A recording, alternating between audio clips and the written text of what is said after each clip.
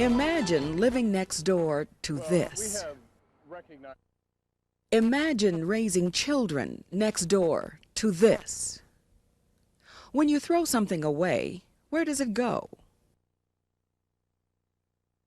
Well, most of the time, it ends up here, in poor and minority communities. Brian Hunt tells us how this crisis came about.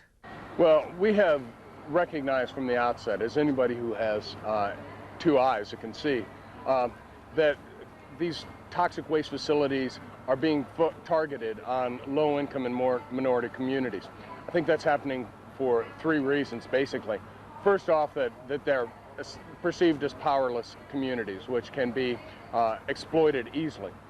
Secondly, it's recognized that the government officials will be less responsive to appeals or petitions from black communities. They basically turn a deaf ear to minority peoples, and that is a tragic but true historical trend in our government, that they turn a deaf ear.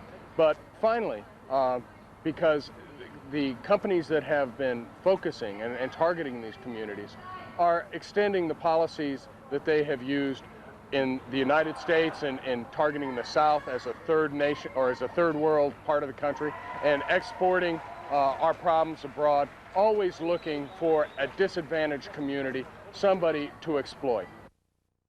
But in most places that you'll find that the geology determines, because again, you can't afford to spend millions of dollars and try to site one of these facilities if you just think that these people don't have political clout, because that's not the reason. All you have to do is go to the facility, turn around, and look who lives next to it to find out that Waste Management lies. There is no doubt that they are targeting low-income minority people. There is a meanness about the toxic waste industry. There is a brutality about it. These people are little removed, I think, from the plantation owners of a century ago. Black neighborhoods traditionally are segregated politically.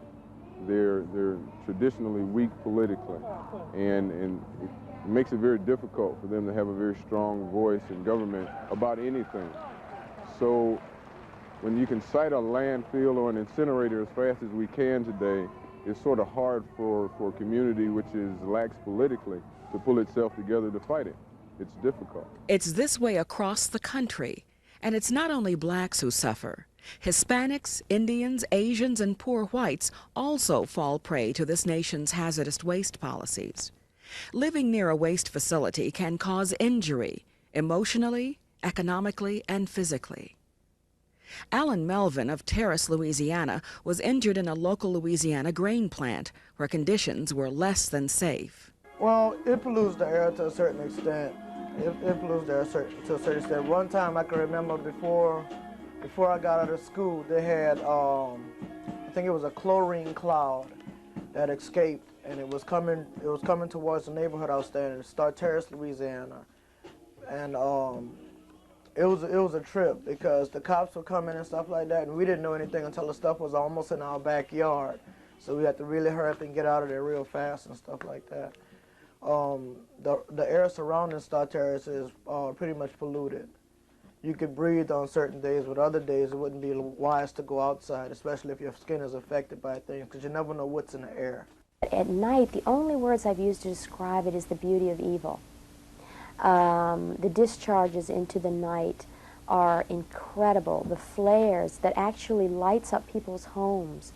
The stories that I know of where they've had explosions of people thrown out of their beds, the destruction that follows, and the workers that have been injured are always on my mind when I travel the corridor. We had an epidemic of cancer here. We lost a 17-year-old boy right by the fire station right up here. It's the fourth building from my house here, with brain cancer.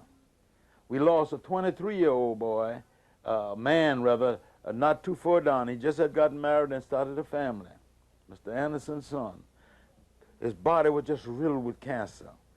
My aunt got a grandson that lived with her down in Cocoa Road.